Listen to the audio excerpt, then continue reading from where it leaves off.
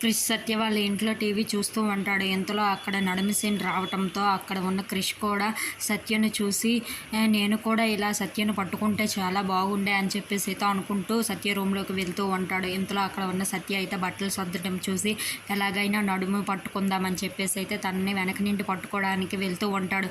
అయినా నేను ఎందుకు భయపడాలి, నేను తన భర్తనే, నాకు భయపడే ఇదే లేదు అని చెప్పేసి అయితే సత్యను వెనక్కి వెళ్ళి పట్టుకుంటూ ఉంటాడు. అది చూసిన సత్య అయితే ఒక్కసారిగా షాక్ అయిపోతూ ఉంటుంది. ఏంటి క్రిష్ ఇలా చేస్తున్నావు అని చెప్పేసి అయితే అడుగుతూ ఉంటుంది. ఆ మాటలకి సంపంగి ఇలా చాలా బాగుంది కదా అని చెప్పేసి అయితే అంటూ ఉంటాడు. ఆ మాటలకి అక్కడ ఉన్న సత్య అయితే లేవు లేవు అని చెప్పేసి అయితే అంటూ ఉంటుంది. తను ఎంతకీ లేకపోవడంతో తనైతే దూరంగా తోసేస్తూ ఉంటుంది.